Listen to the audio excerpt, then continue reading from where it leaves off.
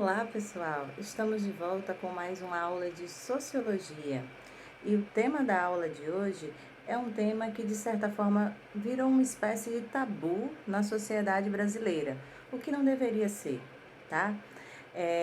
E nós estamos falando especificamente sobre gêneros, sexualidades e identidades. Veja que eu coloquei sexualidades e identidades no plural, isso não foi à toa.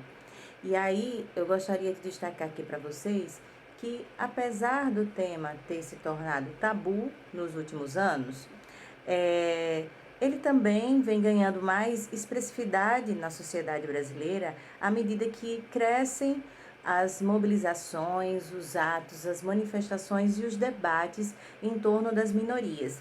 E aí vocês já sabem que quando a gente fala especificamente sobre minorias, nós não estamos nos referindo à minoria quantitativa, tá? Nós estamos falando de grupos, né, que são minorias no acesso a direitos, à participação política e etc, tá? Então, por exemplo, as mulheres são consideradas minorias, apesar de serem maioria socialmente, né, uma maioria numérica. E aí, gente, esse tema também merece importância da sociologia, merece destaque, né, merece estudo, porque também cresce a violência contra as mulheres. E quando a gente fala de violência, são diversos tipos de violência. E principalmente numa conjuntura como essa, eu não sei se vocês estão observando os números, né? Mas a violência doméstica, principalmente, aumentou muito durante a pandemia. E aí a gente pode colocar uma série de outras questões que estão associadas à questão do avanço desse tipo de violência. Provavelmente a vulnerabilidade social, né, em que se encontram as mulheres diante de um momento de pandemia, de perda de emprego e tudo mais, as colocaram num patamar e numa posição ainda mais complicada. Mas essa aula ela vai ter o intuito, né, o propósito de ampliar, digamos assim, a compreensão e o debate em torno das questões de gênero, tá? Então a gente vai diferenciar hoje aqui alguns conceitos para vocês. E aí a gente vai ver que os estudos de gênero são estudos que avançaram nas ciências sociais, não só na sociologia. Eu, por exemplo, estudei relações de gênero na graduação, né, na pós-graduação e no mestrado. Então, existem vários estudos, né, que contemplam as dimensões de gênero, mas não só de gênero, né, outras perspectivas, mas de gênero, de identidade, de sexualidade. E aí, a gente não pode tratar esse tema baseado no senso comum. A gente precisa trazer à tona os elementos científicos que nos ajudam, né, a compreender a dinâmica da sociedade, né, e as desigualdades sociais. Então, é preciso trazer à tona essas pesquisas, e essas pesquisas científicas não são baseadas em achismo, né, são baseadas em observação, são baseadas em dados estatísticos, são baseadas, né, em questões concretas, reais. Então, um cientista social, por exemplo, não tira sua compreensão da cabeça porque imaginou que fosse, tá? Então, tá aí, eu acho que é o ponto central também para a gente avançar nesse debate, que não é uma questão puramente de achismo. E aí, gente, um dos primeiros pensadores que estudaram sobre a mulher, por exemplo, né, sobre as questões de gênero, foi Freud. Mas Freud, digamos assim, não contribuiu tanto assim numa temática mais feminista desse assunto. Foi Simone de Beauvoir, uma pensadora francesa, né, filósofa, que vai trazer à tona debates muito importantes e que vão mudar, digamos assim, a compreensão que a gente tem quando se refere ao debate de gênero, tá? Então, o que Simone de Beauvoir ela trouxe de importante? Ela vai questionar a lógica da biologia, tá? Essa coisa do destino natural, né, que vai explicar os sexos. Quando eu falo do destino natural, é do destino anatômico, né? Então, os órgãos genitais das pessoas vão distinguir quem ela é, né? Qual sexo ela é.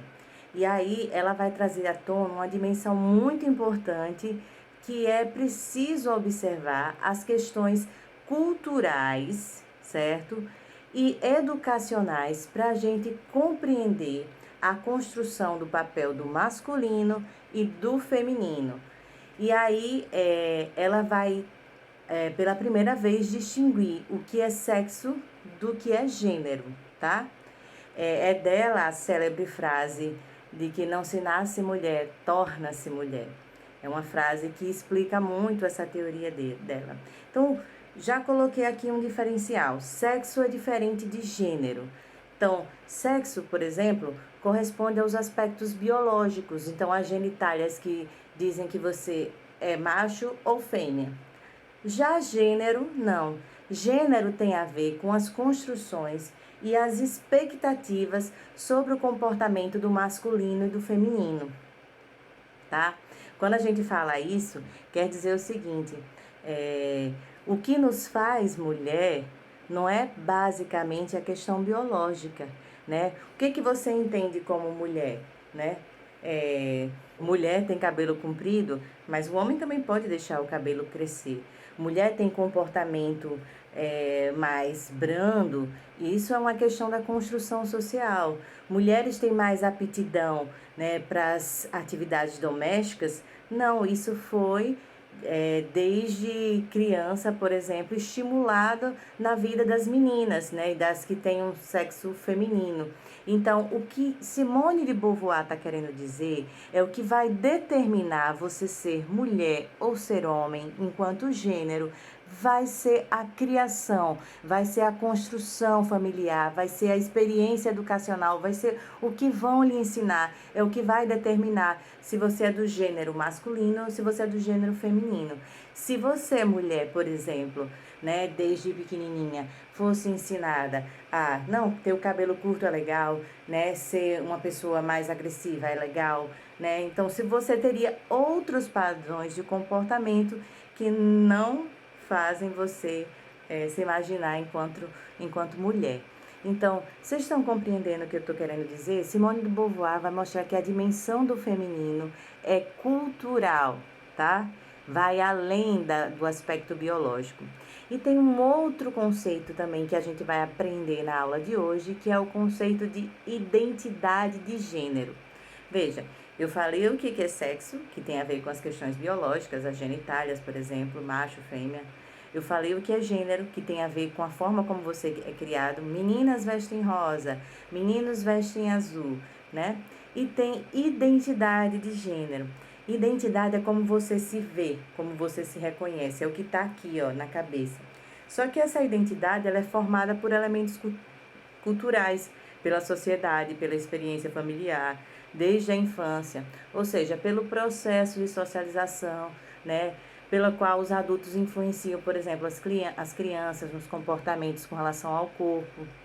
Então, vou dar um exemplo de como a sociedade, a experiência familiar, ela molda a nossa identidade de gênero. Então, desde pequenininha, a gente diz que cabelo comprido é de mulher e cabelo curto é de homem. Diz que meninas vestem rosa, meninos vestem azul, que homens não podem chorar, que homens são mais agressivos, mulheres são mais passivas. Então, veja, a forma como a gente se vê tem muito mais a ver com que os nossos pais, a nossa educação, né, enquanto pessoa humana, a educação dentro de casa, a educação fora de casa, né, das expectativas dos outros com relação a você. Então, você começa a se enxergar enquanto mulher, porque, né, as pessoas dizem que mulher é isso, mulher é aquilo. Então, veja, é um processo de socialização que a gente estabelece durante a vida. Ela vai determinar também a nossa identidade de gênero enquanto menina e enquanto menino, certo? E aí, não sei se vocês já prestaram atenção acerca dessas questões, mas basta observar ao redor, assim, né? Veja que desde pequena, nós mulheres somos estimuladas às atividades domésticas. Muitas vezes seu irmão vai brincar, o seu pai vai assistir o jogo de futebol, enquanto você está lavando o prato, né? Porque diz que isso é tarefa de mulher, né? Então não é que a gente nasceu com essa aptidão, é que desde pequena somos acostumadas, né? Somos trabalhadas para isso.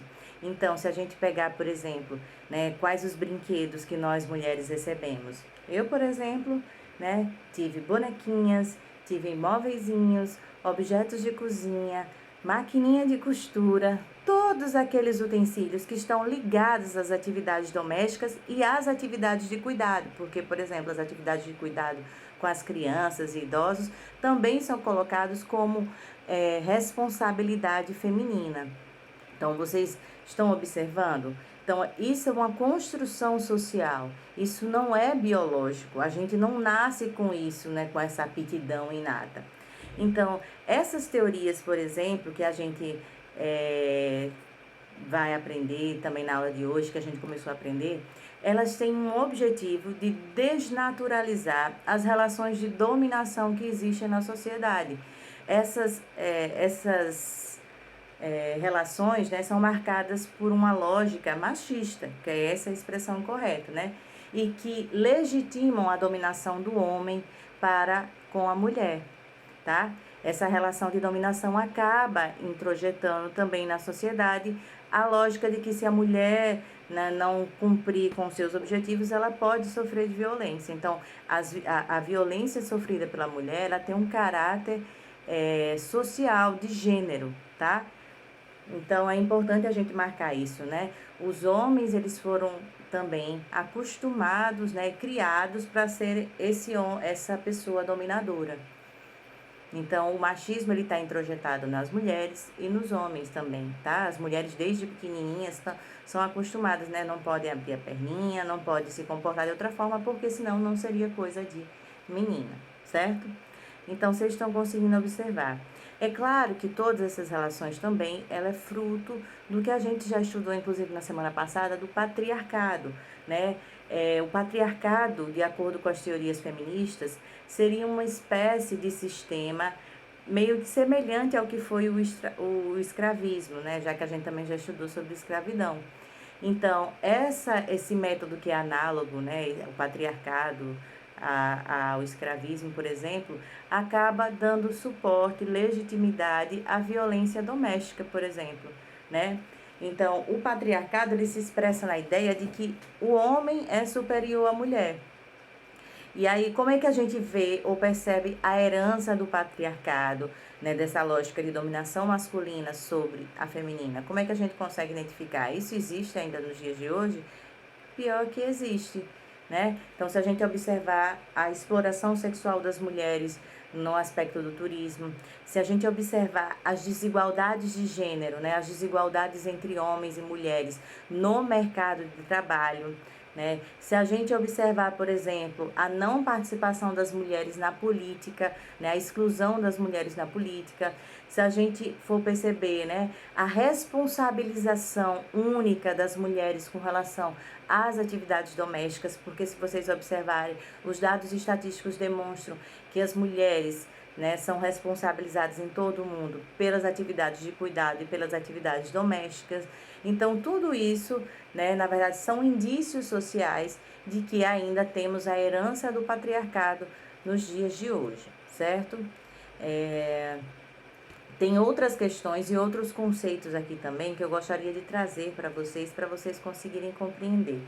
Mas, professora, por que as mulheres, elas são responsabilizadas pelas atividades domésticas?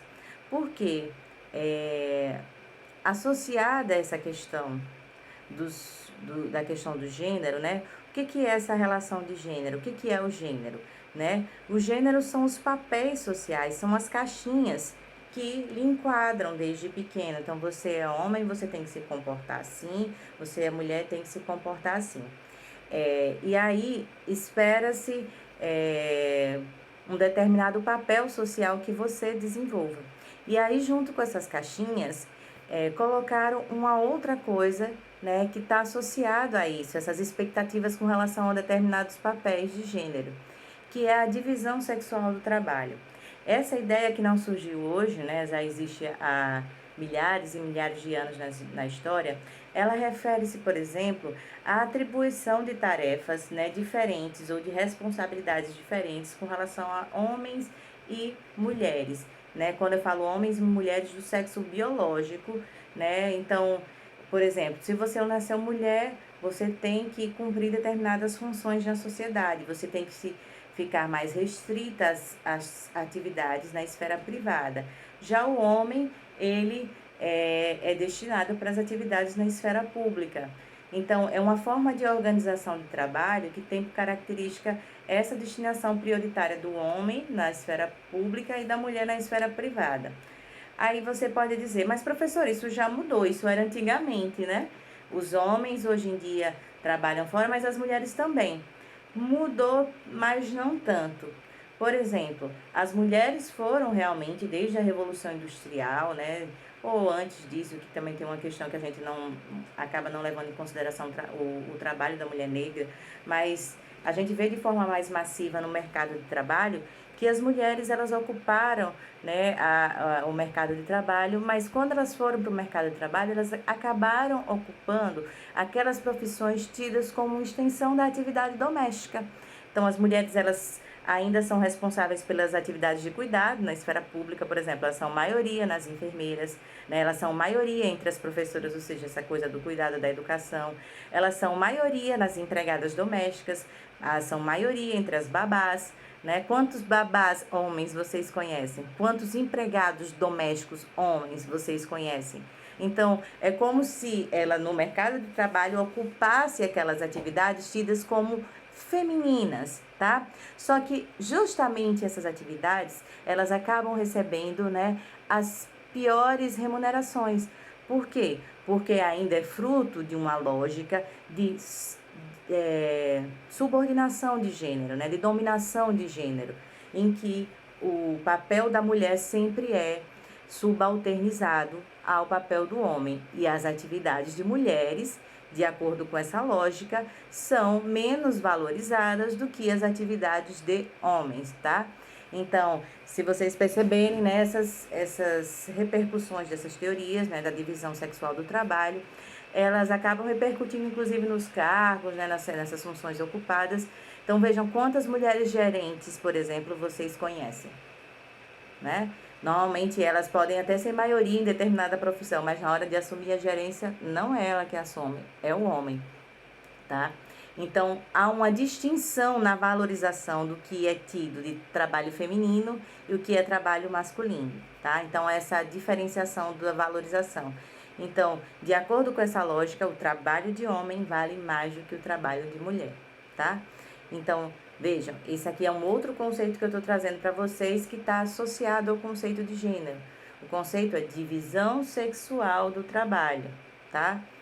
Professora, mas os homens também têm isso também, divisão sexual do trabalho? Sim, né? Os homens, prestem atenção que eles são estimulados a determinados tipos de jogos quando crianças, né, de raciocínio lógico, e eles acabam sendo maiorias mais tarde nos cursos de exatas, né, nos cursos, digamos assim, se a gente pensar, por exemplo, o curso da saúde, né, se a gente pensar a área da saúde, normalmente os homens, apesar de estarem num campo, né, da saúde, eles assumem papel majoritariamente de médicos. Por quê? Porque tem um status social mais elevado e as mulheres são a maioria entre as enfermeiras.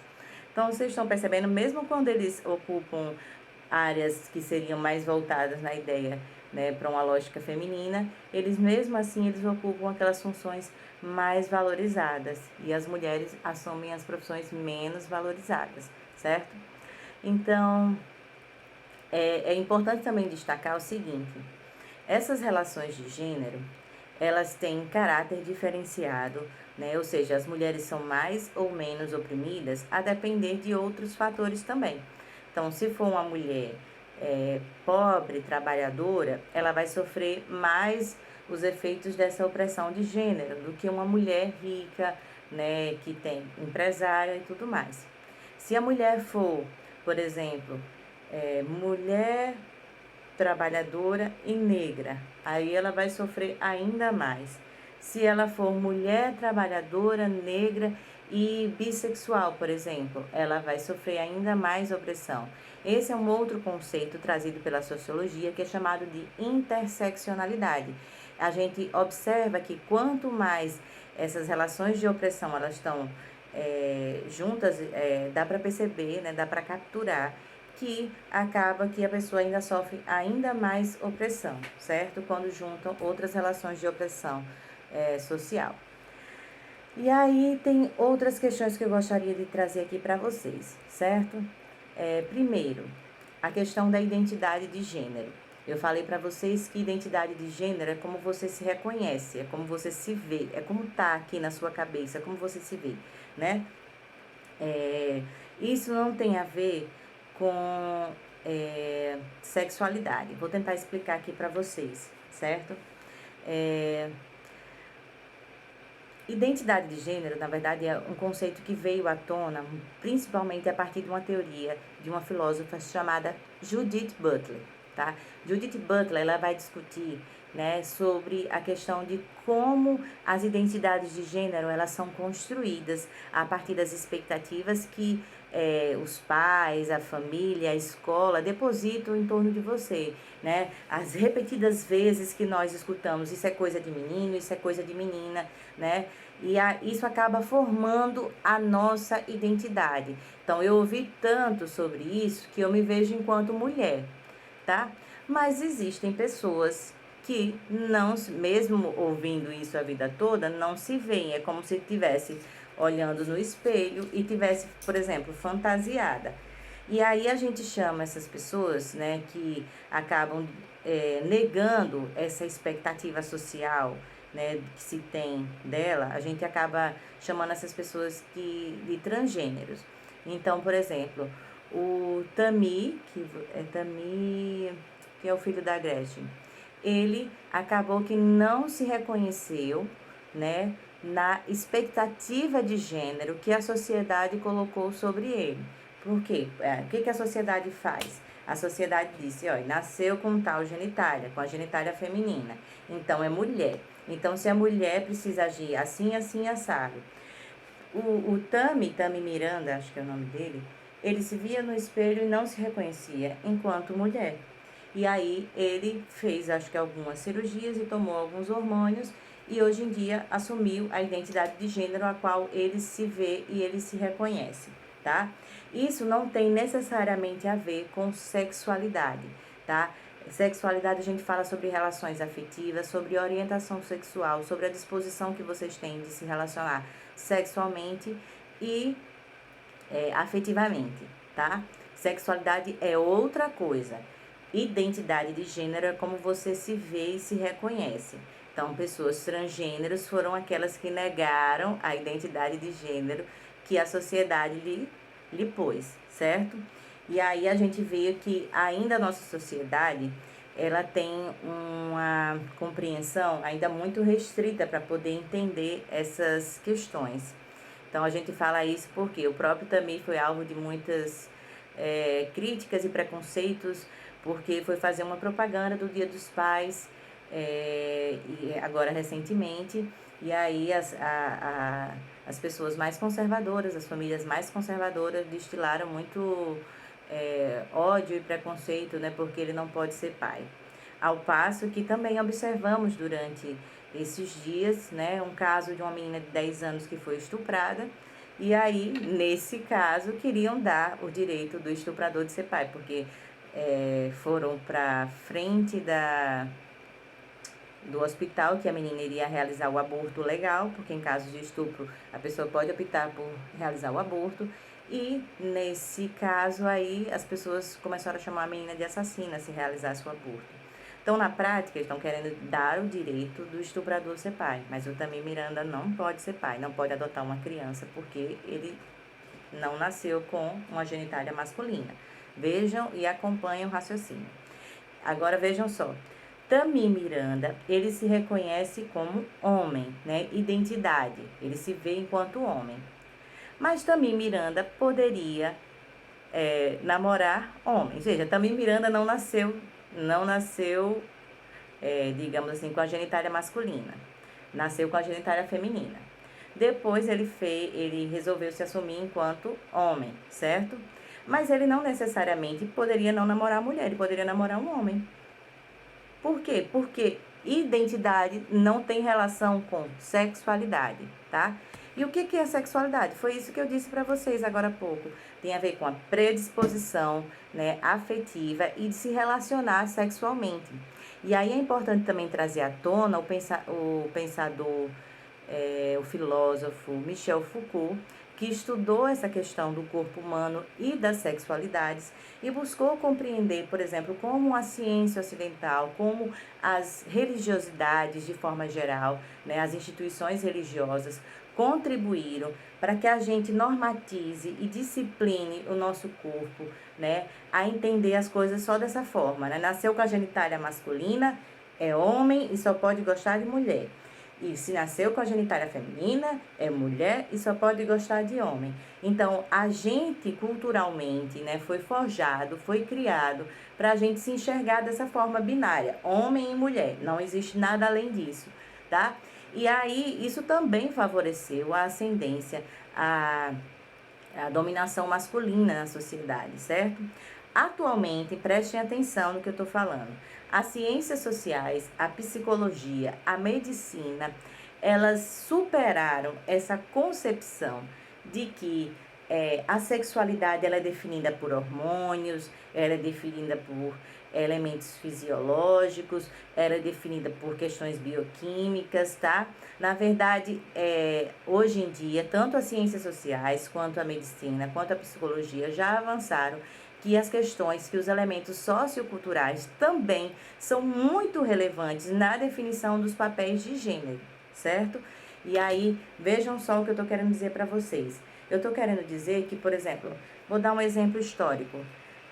Na Grécia Antiga, o tipo de relação, né, afetiva barra sexual, mais sexual do que afetiva, né, valorizada, era a relação homem e homem, tá? Fruto de uma sociedade também que não gostava da mulher, que era meio misógina, né? Então, só para a gente observar que, a depender da cultura, essa valorização das relações sexuais, elas podem sofrer alterações. E aí, né, a nossa sociedade valoriza a relação heteronormativa, homem-mulher. Mas isso não quer dizer que essa seja o único tipo de relação. Nunca foi, né? Se vocês ouvirem seus pais, seus avós dizendo que mas essa sociedade hoje está perdida, o que tem de homossexual, o que tem de gay, né, o que tem de lésbica, não. Lesbianismo, homossexualidade de forma geral, bissexualidade sempre existiram, tá? Sempre existiram. Se vocês forem pegar na Bíblia, vocês vão ver menções a isso. Se vocês forem pegar na história, na Antiguidade Clássica, como eu falei agora na Grécia Antiga, vocês vão ouvir sobre isso, né? Então, na verdade, sempre existiram. Só que a valorização ou não vai depender da sociedade, certo? E aí o que eu tô querendo dizer para vocês é o seguinte: não existe uma lógica biológica que determina isso.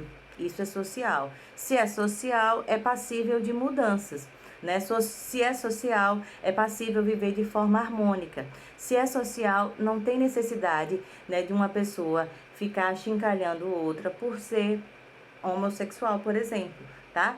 Então, porque isso é uma construção social, né? Então, se a gente sabe que existem diferentes formas de se relacionar, diferentes sexualidades, né? Se existe isso, é porque as pessoas querem viver dessa forma. E a gente não tem, ou a gente não deveria estar, né, digamos assim, liberado para agir de outra forma que não seja respeitosa com essas diversas sexualidades e identidades, tá? Então, vejam só o que eu tô querendo dizer para vocês. Eu tô querendo dizer para vocês que muito do que colocaram pra gente na infância, na adolescência, enquanto sendo um padrão biológico, enquanto sendo uma regra, digamos assim, uma regra que a gente deveria seguir. Não é uma questão social, tá? E aí, como eu falei para vocês, uma questão social ela pode mudar no tempo ou no espaço, de acordo com cada povo que vai definir essas regras.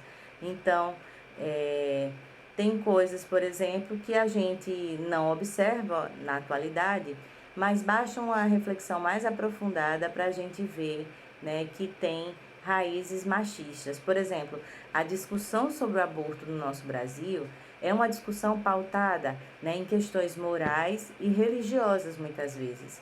Por que que eu falo isso? Porque essas discussões, primeiro elas já começam de um ponto de partida equivocado, querendo saber se você é a favor ou contra, tá? Não é a favor ou contra que vai definir a discussão, porque você pode escolher o que, que é bom para você, se você é a favor, se você vai fazer, se você não vai fazer. A questão é a seguinte, a questão que a discussão, né, é o que eu estou falando, deveria envolver se é crime ou não, tá? Porque atualmente o aborto ele é crime no nosso país, mas mesmo assim as mulheres realizam aborto e acabam morrendo todos os anos vítima de aborto, né, clandestino, né? Várias e várias mulheres acabam morrendo em razão disso, tá? Então, as mulheres não podem decidir sobre o seu corpo e pior, né? Podem vir a ser presas em razão de um aborto, além de morrer, né? Pior, na verdade, é morrer, que é o que acontece todos os anos com milhares de mulheres, principalmente aqui no nosso Brasil, nos países subdesenvolvidos, a gente vê uma incidência muito alta desses casos de aborto. Então a premissa está errada dizer se você é a favor ou contra. A questão é, a gente vai criminalizar o aborto e não vai dar a oportunidade das mulheres poderem sobreviver nos hospitais públicos, no SUS, né? Eu acho que a questão é essa. Mas muitas vezes a gente faz essa discussão pautada numa questão moral, do que eu acho certo, né? Sobre o que eu acho certo de acordo com a minha religiosidade, certo? Então, eu acho que é uma questão que a gente pode aprofundar mais.